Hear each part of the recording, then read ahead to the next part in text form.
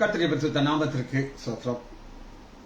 Banner கொடி, தேவன் நமக்கு ஒரு கொடியை கொடுக்கிறார்.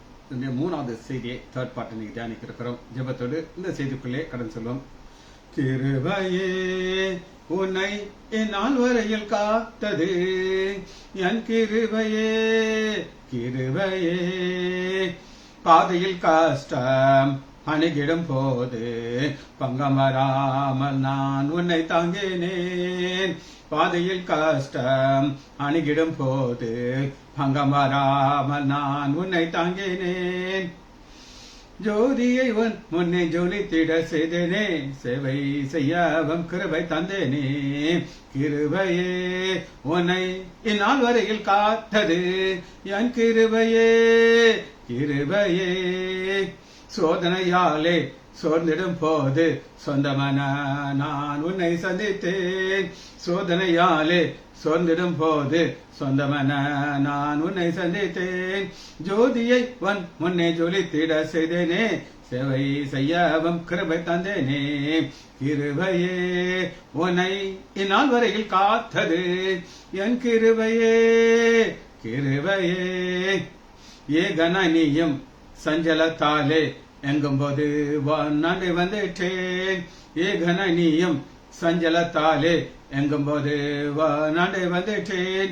ஏற்றுநல் துணையை ஈந்திட்டேன் அல்லோ நான், என்றும் உன்னை நான் சொந்தமாக்கினேன். ஏற்றுநல் துணையை ஈந்திட்டேன் அல்லோ நான், என்றும் உன்னை நான் சொந்தமாக்கினேன். கிருபையே உன்னை இந்நாள் வரையில் காத்தது, என் கிருபையே கிருபையே. ஜெயமான பாத்தை சென்றிட செய்தேன், செப்பமாக வான் கரம் பிடித்தேன். ஜெயமான பாதை சென்றிட செய்தேன், செப்பமாக வான் கரம் பிடித்தேன். ஜெய ஜெய கீதங்கள் துணித்திட செய்தேனே, சேவை செய்யவும் கிருபை தந்தேனே. ஜெய ஜெய கீதங்கள் துணித்திட செய்தேனே, சேவை செய்யவும் கிருபை தந்தேனே. கிருபையே உன்னை இந்நாள் வரையில் காத்தது, என் கிருபையே கிருபையே. என்றென்றுமாக என் கிருபை காட்ட கொண்டேனே உன்னை மண்ணில் பிரித்தே. என்றென்றுமாக என் கிருபை காட்ட கொண்டேனே உன்னை மண்ணில் பிரித்தே. என் அருமகனே காப்பெண்ணே உன்னை நான், உன் தந்தை நான் உன்னை விடனே. என் அருமகனே காப்பெண்ணே உன்னை நான், உன் தந்தை நான் உன்னை விடனே. இயேசுவின் நாமத்தினாலே ஜெபங்கள் பிதாவே, ஆமென். கர்த்தருடைய பரிசுத்த நாமத்திற்கு ஸ்தோத்திரம். பாலசுந்தரி பிரைஸ்லார். தேவன் நமக்கு ஒரு கொடியை கொடுக்கிறார். போன செய்தியில வித்தியாசமான கொடிகள், அதனுடைய அடையாளங்கள், சிம்பல்ஸ் அப்படின்னு நம்ம பார்த்தோம். இன்னைக்கு ஒரு கொடியை பார்க்க இருக்கிறோம். அந்த கொடிக்கு எங்க இருந்து வருது அப்படின்னு கேட்டீங்கன்னா, எடுத்துக்கொள்ளுமா, சங்கீதம் 57வது அதிகாரம் 3வது வசனம். சங்கீதம் 57:3. நான் உங்களுக்கு முதல்ல நான் சொன்னதை திரும்ப நான் சொல்றேன், அப்பதான் இந்த புரியும் உங்களுக்கு. நம் ஒரு பாதையில் இருக்கிறோம். இது ரட்சிக்க பிறகு உள்ள பாதை, ரட்சிக்க முன்னாடி உள்ள கிடையாது. அந்த பாதையிலிருந்து இந்த நாள் வர கடமை வந்து கொண்டே இருக்கிறோம். அநேக ஜெயத்தை ஆண்டவர் கொடுக்கிறோம். இந்த ஜெயத்தை கொடுக்கும்போது அந்த பேனர் கொடி உயர்த்தப்படுது. இது எதற்காக உயர்த்தப்படுதுன்னா, நாம் நித்தியத்தில் போய் செய்த வர இந்த கொடி உயர்த்தப்பட்டதை பரலோகம் பார்த்துக்கிட்டு இருக்கு. என்னது பார்த்து? பரலோகம் பார்த்துட்டு. வாசிப்போமா? சங்கீதம் 57வது அதிகாரம் 3வது வசனம். என்னை விழுங்க பார்க்கிறவன் என்னை நிந்திக்கை. அவங்க சொன்னேன், ரட்சிக்கப்பட்ட பிறகு நம்ம பாதையில் வரும்போது சத்ரு என்ன நமக்கு செய்வான் அப்படின்னு கேட்டீங்கன்னா, என்னை தனி மனிதன், ஒவ்வொருவருக்கும் ஒரு கொடி, வித்தியாசமான டைம், வித்தியாசமா ஆண்டவர் உயர்த்துகிறார். இது தாவீதுக்கு எப்படி உயர்த்துறார் அப்படின்னு கேட்டீங்கன்னா, அவர் பரலோகத்திலிருந்து ஒத்தாசையை அனுப்பிக்கிறாங்க. இந்த வார்த்தையை தான் நீங்க நல்லா புரிஞ்சுக்கணும். இந்த ஒத்தாசை எங்க இருந்து வருதுன்னா, பரலோகத்திலிருந்து வருதுங்க. போன வாரம் மேக மண்டலம் உங்களுக்கு காமிச்சேன். அதே மேக மண்டலத்தான் இங்க பரலோகங்கிற ஒரு வார்த்தையை தெளிவாக ஆவியானவர் எழுதி வச்சிருக்கிறார். அனுப்பி என்னை ரட்சிப்பார். ரட்சிப்பார்னா என்னது? இது பாவத்திலிருந்து கிடைக்கிற விடுதலை கிடையாது. இது எதிர இருந்து கிடைக்கிற விடுதலை, அந்த சூழ்நிலையில உங்களுக்கு ஆண்டவர் கொடுக்கிற விடுதலை. சங்கீதம் 57வது அதிகாரம் 3வது வசனம். இது எப்படி அந்த பரலோகத்திலிருந்து உங்களுக்கு ஒத்தாசை அனுப்புகிறார்னா ஒரு நபர் மூலம் அனுப்புகிறார். அந்த நபருடைய குவாலிட்டி அப்படி என்னன்னா பாத்தீங்கன்னா, தேவன் தமது கிருபையையும் தமது சத்தியத்தையும் அனுப்புறார். அந்த கிருபையும் சத்தியத்தையும் பரலோகத்திலிருந்து அனுப்புறாரு. நம்ம ஒரு பாதையில போயிட்டு இருக்கிறோம், அங்க சத்ரு நம்மள விழுங்க பாக்குறான், நிந்திக்கிறான். ஆனா தேவன் என்ன செய்யறாரு, ஒரு ஒத்தாசை அனுப்புறாரு. சரி, இதை நீங்க நல்லா புரிஞ்சுக்கிட்டா தான் நம்முடைய பாதை புரியும். சத்துருடைய வேலை என்ன அப்படின்னு கேட்டீங்கன்னா, அவனுடைய வேலை தான். ஒரு வாட்ச்மேன் இருக்கார், அவர் வேலை என்னன்னா சாத்தான் பிசாசு அல்ல. வாட்ச்மேனுக்கு சாத்தான் பிசாசு எல்லாம் கிடையாது. ஒரு திருடன் உள்ள வந்துடக்கூடாது. திருடன் உள்ள வந்தானே செய்வான், திருடிட்டு போயிடுவான். அப்ப அவன் திருடன் வரக்கூடாதுங்கிற கண்டி காவல் காக்கிறதுக்காண்டி ஒரு வாட்ச்மேன் கூர்காப்ஸ் பண்ண அவருடைய வேலை, யாருமே உள்ள வரக்கூடாது. சரி, அதுபோல இங்க நம்ம பார்க்கிறது எதற்காக சத்தியமும் கிருபையும் தேவை. கிருபையும் சத்தியமும் எதற்காக தேவை அப்படின்னு நீங்க கேட்டீங்கன்னா, அதுக்கு பதில் உங்களுக்கு காட்டுறேன். எடுத்துக்கொள்ளுமா? நீதிமொழிகள் எடுத்துக்கொள்ளுங்கள். 16வது அதிகாரம் 6வது நீதிமொழிகள் 16:6. கிருபையினாலும் சத்தியத்தினாலும் பாவம் நிவர்த்தி செய்யப்படும். இப்ப இந்த பாவத்தை நீங்க 2 வகையில நம்ம பார்க்க போறோம். இங்க தாவீது சொல்லுகிறாரு, என்னை ரட்சியும்ங்கிறார். சூழ்நிலை சத்ரு. ஆனா இன்னைக்கு கிருபையும் சத்தியமும் பாவத்தை நிவர்த்தி செய்தனா ஆண்டவராக இயேசு கிறிஸ்து இதை நமக்கு செய்கிறார். சரி, சங்கீதம் 85வது அதிகாரம் 10வது வசனத்தை வாசி. சங்கீதம் 85:10.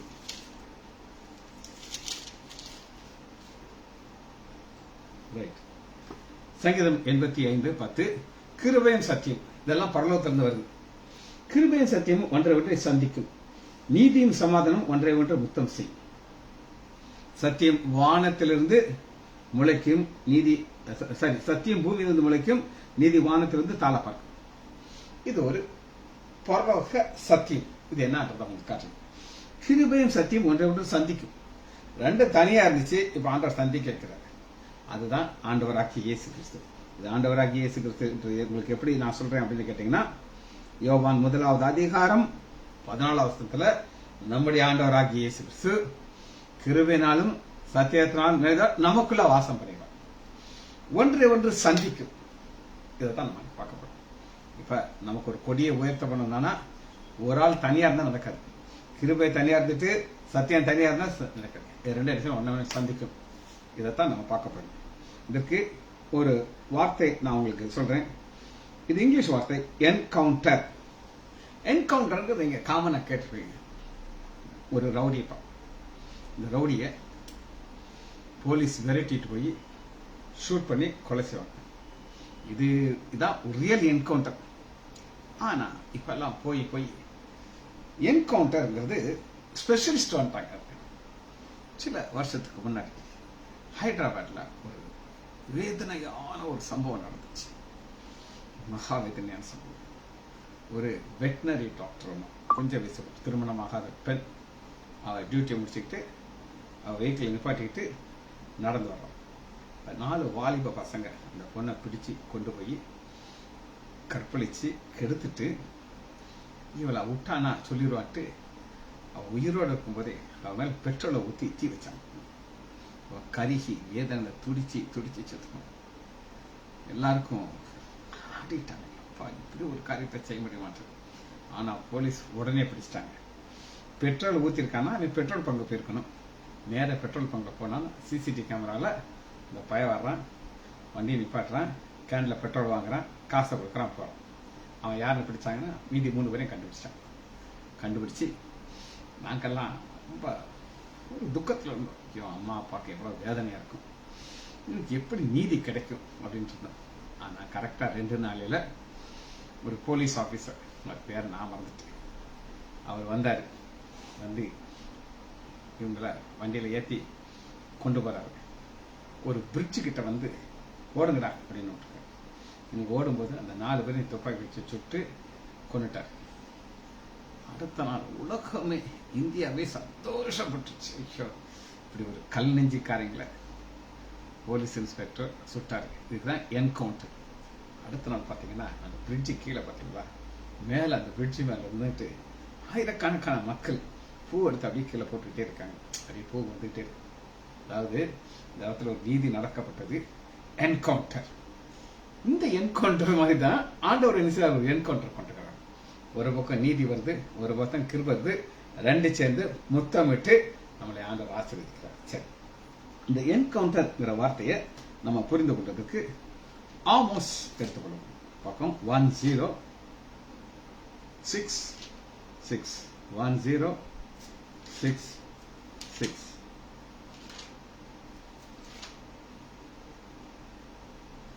4வது அதிகாரம் 12வது 4:12. இதுதான் என்கவுண்டர். இந்த என்கவுண்டர் மாதிரி போலீஸ் ரவுடி பய கிடையாது. ஆகையால் இஸ்ரவேலே, எந்த பிரகாரமாக உனக்கு செய்தது? இஸ்ரவேலே, நான் இப்படி உனக்கு செய்யப்படினாலே நீ உன் தேவனை சந்திக்கும்படி சந்திக்க ஆயத்தம். இந்த சந்திக்கிறது தான் என்கவுண்டர். ஆண்டவர் பரலோகத்தில் இருக்கிறாரு, நம்ம பூமியில் இருக்கோம். ஒரு நாள் நாம் அவரை சந்திக்கணும்.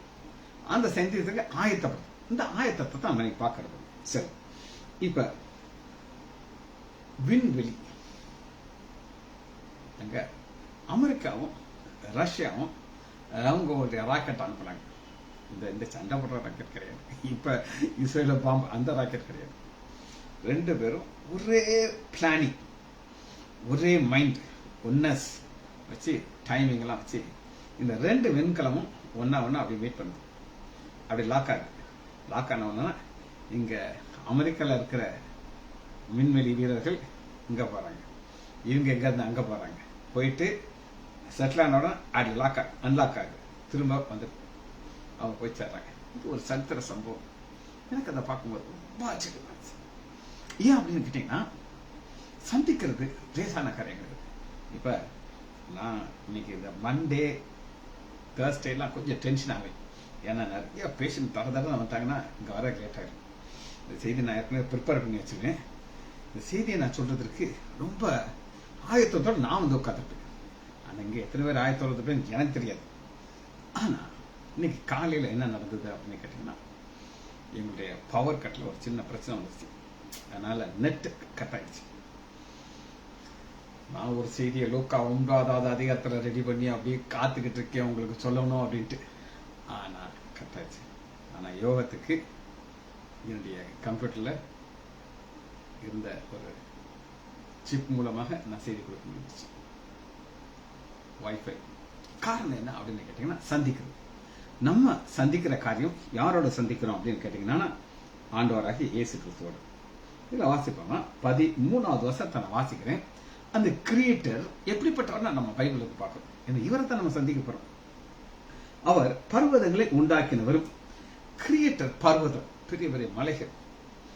ஒரு மலையை கொடுத்து நம்ம ஆல்ப்ஸ் மலை அப்படின்னு ஒரு மலை இருக்கு.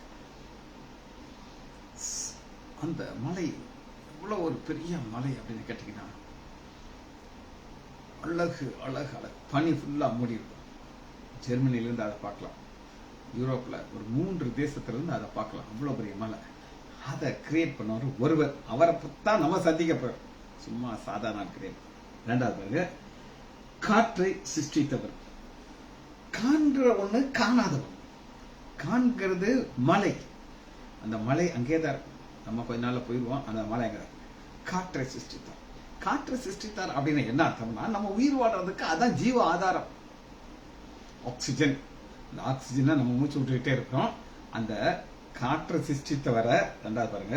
3வது, மனுஷனுடைய நினைவுகள் இன்னதென்று அவனுக்கு வெளிப்பட்டது. மனுஷனுடைய நினைவுகள், நம்முடைய நினைவுகளை குறித்து சொல்ல போனா அது ஒரு பயங்கரமான காரியம். அது எதை சிந்தித்துக் கொண்டிருக்கோம் அப்படின்னு கேட்டேன், எதிர்காலத்தை சிந்தித்துக் கொண்டிருக்கோம். நாளைக்கு என்ன நடக்கும், அடுத்து என்ன நடக்கும், இது எப்படி மாறும், இது என்ன ஆகும், நமக்கு இது எப்படி பிரச்சனை மூடும், அப்படியே அதை சிந்திச்சுக்கிட்டே இருக்கும். பாஸ்ட் அப்கோர்ஸ் ரொம்ப பேர் கிடையாது, ஆனா ஃபியூச்சர், ஆனா எதிர்காலம் அவருக்கு தான் தெரியும். அடுத்து பாருங்க, விடிய காலத்திலே அந்தகாரத்தை, அதாவது விடிய காலத்தை இருளை வெளிச்சமா மாற்றுகிறது. அந்தகாரமா இருக்கிறத வெளிச்சமா மாற்றுகிறது. பூமியின் மேலே உயர்ந்த ஸ்தானங்கள் மேல் உலாவுகிறார். அவர் உலாவி வருகிறது. எங்க உலாவினா பூமியிலே உயர்ந்த ஸ்தானம், ஹை லெவல்ல உலாவி வருகிறார். சரி, இவரைத்தான் நாம் சந்திக்க போறோம். அவர் கிரியேட்டர் அப்படின்னு நம்ம பார்க்கிறோம். சரி, இவர் பூமியில் இருக்கும்போது என்ன செய்யறதுன்னு பார்த்தீங்கன்னா ஆச்சரியமான ஒரு காரியத்தை இந்த கிரியேட்டர் செய்கிறார்.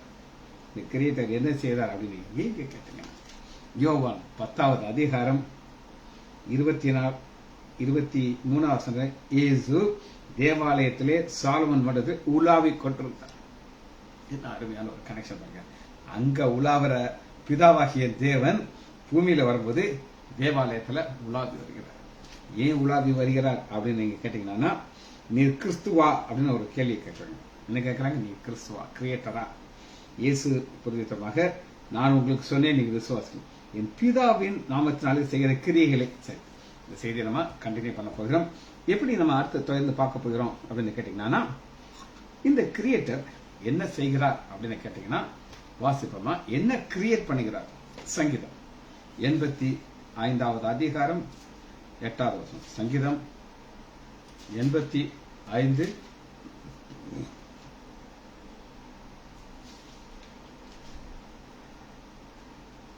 8. கர்த்தராகிய தேவன் விளம்புகிறதை கேட்பேன். அவர் தம்முடைய ஜனங்களுக்கு, தம்முடைய பரிசுத்தவான்களுக்கு சமாதானத்தை கூறுவார்.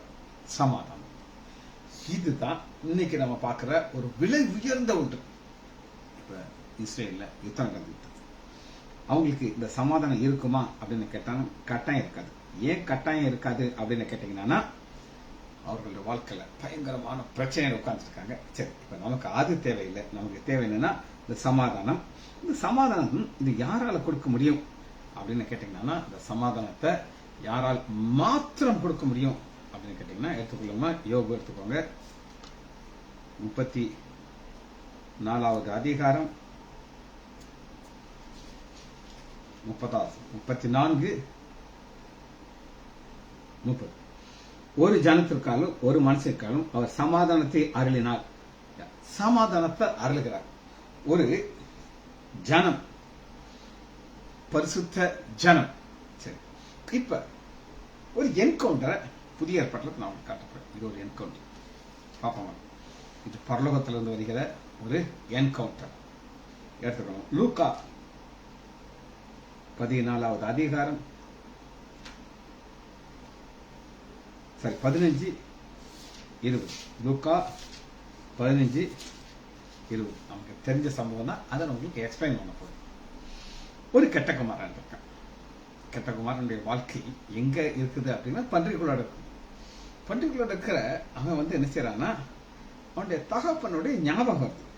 ஞாபகம் எப்ப வருதுன்னா பசி வந்துச்சு. வரும்போது இப்ப ஒரு என்கவுண்டர் நான் காட்டப்படுறேன். 20. நான் எழுந்து புறப்பட்டு. அப்ப என்கவுண்டருக்கு 2 பேர் தேவை. இவன் பன்னி கூடயே படுத்துக்கிறதானா பிதா சந்திக்க முடியாது. அதனால இவனுடைய எஃபர்ட்டை பார்க்கணும். எழுந்து புறப்பட்டு தன் தகப்பன் இடத்துல வந்தான். அவன் தூரமாக இருக்கும் பொழுதே அவன் தகப்பன் அவனை கண்டு ஓடி. இதாங்க என்கவுண்டர். இந்த ஓடுறது எப்ப ஓடுவாங்க அப்படின்னு கேட்டீங்கன்னா, அன்புறதாத்த ஓட முடியும். இவன் நாத்தம் பிடிச்சு போயிருப்பான். இவனை யோசிச்சாலே அதுக்கு அருவருப்பா இருக்கும். எல்லாத்தையும் பேசிட்டு போய் எல்லாத்தையும் சொத்தை விட்டுட்டான்ட்டு எங்கிட்ட சண்டை போட்டுல சொத்தை பிடிச்சிட்டு போனான் அப்படின்னு இருக்கு. ஆனா கிருபையும் சத்தியம் இருக்காங்க. கிருபைங்கிறது தகுதி இல்லாதவன். நம்ம தான் தகுதி இல்லாத நமக்கு அங்க ஒரு என்கவுண்டர் வருது. அந்த என்கவுண்டர் எங்க இருக்குன்னா பரலோகத்திலிருந்து வருது.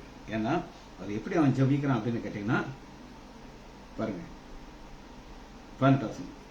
நான் எழுந்து என் தகப்பனத்தில் போய், தகப்பனே பரத்திற்கு விரோதமாக இந்த செய்த பாவங்கள் ஆண்டவரை பரத்துக்கு விரோதமா நான் செஞ்சிருக்கேன் அப்படிங்கிறாரு. ஆனா ஓடி வந்து ஆண்டவர் அவனுக்கு ஒரு கொடியை கொடுக்கிறார். அந்த கொடிக்கு என்ன பெயர் அப்படின்னு கேட்டீங்கன்னா, ஒரு மோதிரத்தை கொடுக்கிறார், ஒரு அருமையான ட்ரெஸ்ஸை கொடுக்கிறார், பாதரட்சி உயர்ந்த வஸ்திரத்தை கொடுக்கிறார். 22. அப்ப இந்த கொடி உயர்த்தப்படுறதுக்கு கிருபையும் சத்தியம் வருது. சத்தியம்னா மாறாதது. ஏன் மாறாதது? நீ அல்ல, நான் உன்னை தேடி வந்தேங்கிறார். அப்ப தேடி வந்து ஆண்டவர் கொடுக்கிறது ஒரு பெரிய ஒரு ஆசீர்வாதம். இந்த ஆசீர்வாதத்தை நம்ம எப்படி பார்க்கறது சொல்லுங்க? ஒரு பெரிய ஒரு கொடியாக பார்க்கணும். சரி, இப்ப சங்கீதம் 108வது அதிகாரம் 4வது வசனத்துல என்கவுண்டருடைய அடுத்த செக்ஷன் உங்களுக்கு காட்டுறேன். எல்லாமே ஒவ்வொரு செக்ஷனா போயிட்டு இருக்கோம். சங்கீதம் 108 4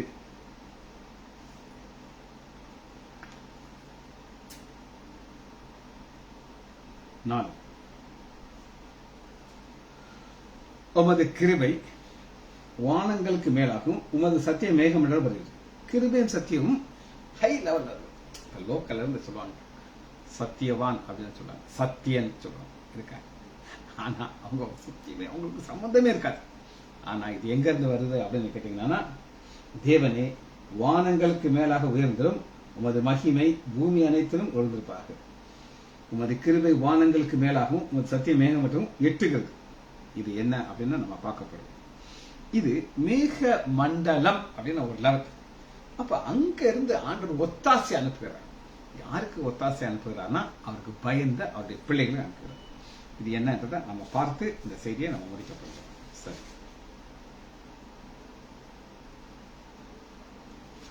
வாசிப்போமா? நமக்கு தெரிஞ்ச ஒரு காரியம் தான் 1 சாமுவேல் 17வது அதிகாரம்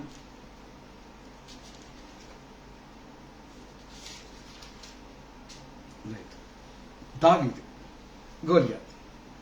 இப்ப என்ன நம்ம கிருபையும் சத்தியத்தையும் பார்க்கிறோம் அப்படின்னு கேட்டீங்கன்னா, இந்த ஆசீர்வாதங்கள் எங்க இருந்து வருது? உன்னதத்துல இருந்து. இது எப்படி உன்னதத்திலிருந்து வருதுங்கிறத நம்ம பார்க்க போறோம். லோக்கல்ல இப்பயும் வார் நடந்துகிட்டு இருக்கு.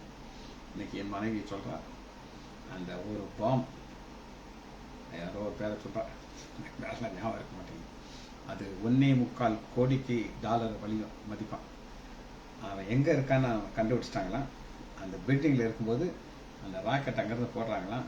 அது சரண போய் 12 ஃப்ளோரை தொடச்சிட்டு போய் கீழே இருக்கிறவன போட்டுருச்சான். இது கொலை செய்யறதுக்காக யூஸ் பண்ற ஒரு வெப்பன். ஆனா நமக்கு ஆண்டவர் கொடுக்கிற சத்தியங்கள் வானத்திலிருந்து கிருபையாக வருது, சத்தியமாக வருது. அது என்னன்றது நம்ம பார்க்க போறோம். ஃபர்ஸ்ட் என்ன நம்ம பார்க்கிறோம்? யாரால் கொடியை உயர்த்த முடியாது, யாரால் கொடியை உயர்த்த முடியும் நம்ம பார்க்கிறோம். இப்ப 45வது வசனத்துல கூழாங்கல்ல பார்க்கிறோம். இந்த கூழாங்கல்லுங்கிறது ஒரு சாதாரண ஒரு கல். ஆண்டவர் இந்த ஒரு சாதாரண கல்லை வச்சுக்கிட்டு எதெல்லாம் தேவையோ அதெல்லாம் தூக்கிட்டு, எதெல்லாம் வழக்கமாக ஜெயம் கொடுக்குமோ அதெல்லாம் உனக்கு தேவையில்லைப்பா. கிருபையை நான் உனக்கு தர்றேன். இந்த கிருபைங்கிறது என்ன அப்படின்னா ஒரு கூழாங்கல். இந்த கூழாங்கல் எதை செய்து முடிக்கும் அப்படின்னு கேட்டீங்கன்னா, வாசிப்போமா? 49வது வசனத்துல உங்களுக்கு காட்டுறேன். 17:49. இந்த கல் நேரா போய் நெத்தியில் அடிக்குது. அடிச்ச உடனே அவன் தரையில முகம் குப்புற விழுகிறான். தரையில முகம் குப்புற விழுகிறதுக்கு என்னெல்லாம் தேவை இல்லைங்கிற நான் உங்களுக்கு காட்ட போகுது. ஆனா என்ன தேவையில்லை? ஃபர்ஸ்ட் தேவை எது தேவை இருந்தாலும் இந்த கல்லு போய் அடிக்கும். 45வது வருஷம் 17:45. கர்த்தரின் நாமத்திலே உன்னிடத்தில். கர்த்தரின் நாமம் ஒரு பயங்கரமான ஒரு வெப்பன். அந்த வெப்பன் கையில இருக்கும் பொழுது ஆண்டவர் பார்க்கிறாரு. ஓ, நீ ஏன் நாமத்தை நீ யூஸ் பண்றல? ரைட்டு, நான் உனக்கு 2 அனுப்பிடுவேன். கிருபை அனுப்புவேன், சத்தியத்தை அனுப்புவேன். 2 அனுப்பி அந்த கொடி உயர்த்தப்படும். அந்த கொடி உயர்த்தப்பட்டதுக்கு என்ன தேவை? இது ரகசிய weapon, secret weapon. Secret weapon. சரி, யாரால் உயர்த்த முடியும், யாரால் உயர்த்த முடியாது? இப்ப யாரால் உயர்த்த முடியாது அப்படிங்கறத காட்டணும். யாரால் உயர்த்த முடியாது? அதே அதிகாரம் 43வது வசனத்தை நான் வாசிக்கிறேன்.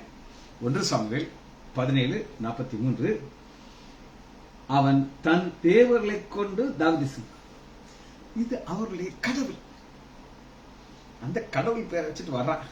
ஆனா அந்த வெப்பனை வச்சு தலைதான் போகும், ஆனா கொடி உயர்த்த முடியாது. தங்கள் தேவர்கள். 45வது வசனம். அதற்கு தாவீது பெலிஸ்தியரை நோக்கி, நீ பட்டயத்தோடும் ஈட்டோடுகிற, நீ நிந்தித்த இஸ்ரவேலின் தேவனாகிய கர்த்தருடைய தேவனுடைய நாமம், இந்த நாமத்தினால கொடியை உயர்த்த முடியும். சரி, இப்ப 37வது வசனத்தை நம்மளுக்கு வாசிக்கிறோம். 37வது வசனம். இங்க பாக்குறது என்னன்னா, ஒரு வைராக்கியத்தை பார்க்கணும். ஆண்டவருக்காக நம்ம எவ்வளவு வைராக்கியமா நிக்கிறோமோ கொடி உயர்த்தப்படும். ஆண்டவர்களை ஸ்பெஷல் ஆசிரியப்பார். 37வது வசனத்தை உங்களுக்கு வாசிக்கிறேன். பின்பு தாவீது, என்னை சிங்கத்தின் கைக்கும் கரடியின் கைக்கும் தப்புவித்தவர் இன்று இந்த பெலிஸ்தருடைய கைக்கும் தப்புவித்தார். கர்த்தர் உன்னோட கூட இருப்பார். அப்ப உங்களுக்கு கொடியை உயர்த்தப்படணும்னா கர்த்தர் உங்களோட கூட இருக்கணும். தாவீத பார்த்தவர் பல பல விஷயங்களை நீங்க பார்க்கும்போது தன்னுடைய பாஸ்ட அழகா ஞாபகம் வச்சிருக்கிறார். ஒரு தடவை என்னாச்சு அப்படின்னு கேட்டீங்கன்னா, எங்க அப்பாவுடைய ஆடை நான் நடத்தி போயிட்டு அப்ப பாருங்க 35வது வசனம், சரி 34வது வசனம். ஒரு சிங்கம் கரடி வந்து மந்தையில் இருந்த ஒரு ஆட்டை பிடித்துக் கொண்டது. நம்ம பிடிச்சிச்சுன்னா நம்ம என்ன செய்ய தெரியுமா, மைனஸ் அக்கௌண்ட்ல எழுதிடும். அப்பா அப்பா கரடி வந்துச்சுப்பா, கொண்டு போயிடுச்சுப்பா, இந்த பாருங்க ஒரு காலை வாழெல்லாம் விட்டுட்டு போயிடுச்சு, அடையாளமா நான் கொண்டாந்துருக்கேன் பாட்டு. அப்பா என்ன சொல்றாரு, மகனே உன்னைய கொண்டு போலையப்பா, பரவாயில்ல ஆறு தானே நம்ம பார்த்துக்கலாம்னு சொல்லி. ஆனா இது ஒரு மைனஸ் அக்கௌண்ட் கிடையாது. என்னோட என் கடவுள் கூட இருக்கிறார். நான் போய் வெரைட்டி என்ன செய்வேன் கேட்டீங்கன்னா, அதன் தாடியை பிடித்து அதை அடித்து கொன்று போட்டேன். எப்படி கொல்ல முடியும்? நடக்கிற காரியமா? ஆண்டவர் கூட இருந்தா முடியும், இல்லைன்னா முடியும். இது தான் உங்களுக்கு கொடியை உயர்த்துவதற்கு உங்களுக்கு யார் கூட இருக்காங்கிறது முக்கியம். சரி, அடுத்து பாருங்க. உங்களுக்கு தெரியும் வசனம், யாத்திராகமும் 14வது அதிகாரம் 14வது வசனம். கர்த்தர் உங்களுக்காக யுத்தம் பண்ணும். தேவன் உங்களுக்காக யுத்தம் பண்ணும் பொழுது அந்த ஆசிரியத்தை உங்களால் பார்க்க முடியும். சரி, இப்ப உயர்த்துறதற்கு காரணம் என்ன அப்படின்னு நான் அடுத்து பார்க்க போறோம். 17வது அதிகாரம் 39வது வசனத்தை உங்களுக்கு வாசிக்கிறேன். இப்ப இது வந்து ரட்சிக்க முடியாது, எதெல்லாம் உதவி செய்ய முடியாது, எதெல்லாம் வச்சு கொடியை உயர்த்த முடியாது அப்படின்னு கேட்டீங்கன்னா, நம்பர் 38 சவுல் தாவீதுக்கு தன் வஸ்திரத்தை உடுக்குது. ராஜ வஸ்திரத்தை போட்ட உடனே தாவீது பவர் வந்துடும், ஸ்டைலா நடப்பாரு. இன்னும் முடியாது. வெண்கல ஒரு சீரா ஹெல்மெட், வெண்கலத்தில் யாருனாலும் அடிச்சாலும் சாக மாட்டேன். கவசத்தை தெரிவித்தார். இப்ப பட்டயத்தை, அதாவது சவுலுடைய பட்டயம் கொடுத்திருக்காரு, ஆனா எதுவுமே முடியல, எல்லாத்தையும் கலக்கி தூரப்பட்டார். ஏன்னா இது வந்து என்ன செய்ய முடியாது அப்படின்னு கேட்டீங்கன்னா, இது எனக்கு தேவையில்லை, எனக்கு ஒரே ஒரு ஆயுதம் போதும். 2 ஆயுதம், ஒன்னு secret weapon, direct weapon. Secret weapon என்னது சொல்லுங்க, அப்படியே நாமம். ஆனா ரியல் வெப்பன் வெளியில பார்க்கக்கூடிய ஒரு கோலாங்கல். ஒரு கோலாங்கலை வச்சு ஆண்டவரால் மாத்திரம்தான் அந்த ஜெயத்தை கொடுக்க முடியும். அதனால நான் உங்களுக்கு சொன்னேன், இந்த கிருபையும் சத்தியமும் வானத்திலிருந்து வருது, பூமியிலிருந்து வருவது கிடையாது. சரி, 47வது வசனத்தை பாருங்க. 1 சாமுவேல் 17:47. கர்த்தர் பட்டயத்தினாலும் ஈட்டினாலும் ரட்சிக்கிறவர் அல்ல. போன வாரம் செய்தில பள்ளத்தாக்கின் தேவன், மலைகளின் தேவன் நான் உங்களுக்கு சொன்னேன். எவ்வளவு தூரத்துக்கு அதை புரிஞ்சுக்கிட்டேன்னு எனக்கு தெரியாது. ஒரு கூட்டத்தில் நினைக்கிறாங்க இஸ்ரவேலின் தேவன் மலைகள்ல இருக்கிறதா பவர் இருக்கும் போல இருக்கு, அங்க வச்சு சண்டை ஜெயிச்சுட்டாங்க. இவங்க சொல்றாங்க இல்ல இல்ல பள்ளத்தாக்குக்கு வந்தாச்சுன்னா இன்னைக்கு பவர் போயிடும் சொல்லி அங்கேயே ஜெயிக்க வைக்கிறாங்க. அதுபோல இங்க கர்த்தர் பட்டயத்தினால் வீட்டால் ரட்சிக்கிற அல்ல என்று இந்த ஜனங்கள் எல்லாம் அறிந்து கொள்ள முடியும். அப்ப ஒரு கொடி உயர்த்தப்படும் போது எல்லாருக்கும் தெரியும். நான் உங்களுக்கு சொன்னேன், போன ஒரு அரண்மனை இருக்கு, அந்த அரண்மனையில ஒரு கொடி உயர்த்தப்பட்டிருக்கு. அப்ப எல்லாரும் என்ன செய்வாங்க, ராஜா உள்ள இருக்காரு, கொடியை காணும். இன்னைக்கு ராஜா அரண்மனையில இல்ல, கொடி பாதியில இருக்குது, ராஜா செத்து போயிட்டார் சொன்னேன் உங்களுக்கு. அதுபோல இங்க நீங்க பார்க்கிறீங்க, கர்த்தர் பட்டயத்தினாலும் வீட்டையும் ரட்சிக்கிறவர் அல்ல என்று இந்த ஜனங்கள் எல்லாரும் அறிந்து கொள்ளும். ஜனங்கள் உங்க ஆண்டவர் ஜீவனுள்ள ஆண்டவரா அறிந்து கொள்ளணும்.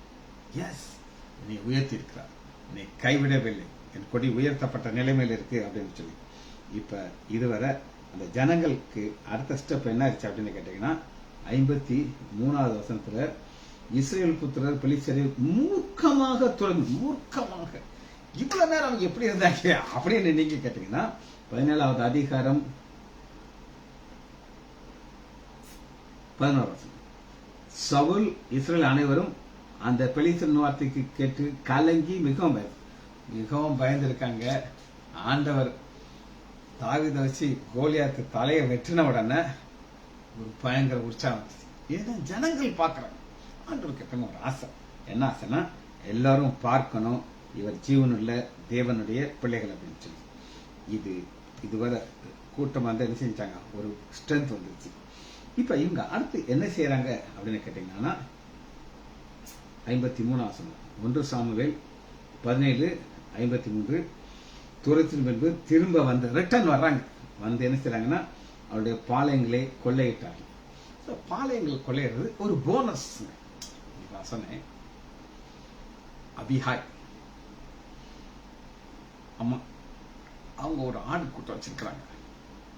கிராதகன் பைத்தியக்காரன் புருஷன் பேர். இவனுக்கு ஆடுகள் வெட்டும் பொழுது அந்த முடி எக்ஸ்ட்ரா இன்கம் அவங்களுக்கு போனஸ் மாதிரி. அதுபோல இவர்களுக்கு இது எப்படி கிடைக்கும் போனஸ் அப்படின்னு நீங்க கேட்டீங்கன்னா எடுத்துக்கொள்ளாமா நியாயாதிபதிகள் எடுத்துக்கொள்ளுங்க. இந்த கொள்ளையிடுறதுனா என்னன்னு உங்களுக்கு காட்டுங்க. நியாயாதிபதிகள் 8வது அதிகாரம் 26வது வசனத்துல இதெல்லாம் அங்க யார் தோல்வி அடைகிறாங்களோ அவங்களுடைய உடம்புல இருந்து இதெல்லாம் கிடைக்கக்கூடிய ஐட்டங்கள். பிறை சித்திகளும் ஆரங்களும் மீதியானுடைய ராஜாக்கள் போர்த்தியிருந்த ரத்தாம்பரங்களும் அவருடைய ஒட்டகங்களின் கழுத்திருந்த சரப்பு. ஒட்டகங்களுடைய கழுத்துல இந்த மாதிரி சரப்பு மாத்திச்சு.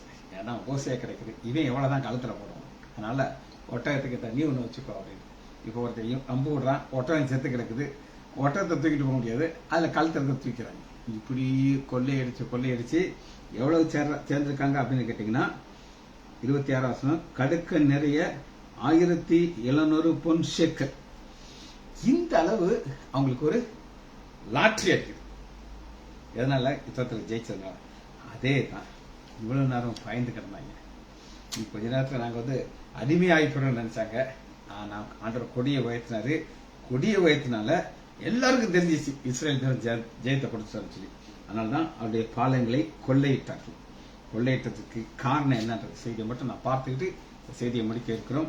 சங்கீதம் 108வது அதிகாரம் 4. உமது கிருபை வானங்களுக்கு மேலா. அந்த கிருபை வானத்து மேல எப்படி வந்துச்சு அப்படின்னு கேட்டீங்கன்னா ரெண்டு சந்திச்சு. கிருபையும் சத்தியமும் சந்திக்குது. சந்திக்கும் போது ஆண்டவர் என்ன செய்யறாருன்னா உயர்த்துகிறார். உமது சத்தியம் மேகமண்டலம் வரையும் எட்டுகிறது. ஜெபிச்சு முடிப்போமா? மகா இரக்கமும் கிருபையும் உள்ள பிதாவே, நம்ம துதிக்கிறோம் ஐயா. நன்றி உள்ள இதயத்தோடு நம்முடைய திருசமூகம் வருகிறோம் ஐயா. ஒரு கொடியை உயர்த்துகிறீர் ஐயா. அதை எல்லாரும் பார்க்கத்தக்கதாக உயர்த்துகிறீர்கள். காரணம் என்னென்றால் நீர் ஜீவனுள்ள தேவன், நாங்கள் உங்களுடைய பிள்ளைகள். எங்களுக்கு கிருபையை கொடுக்கிறீர், சத்தியத்தை கொடுக்கிறீர்.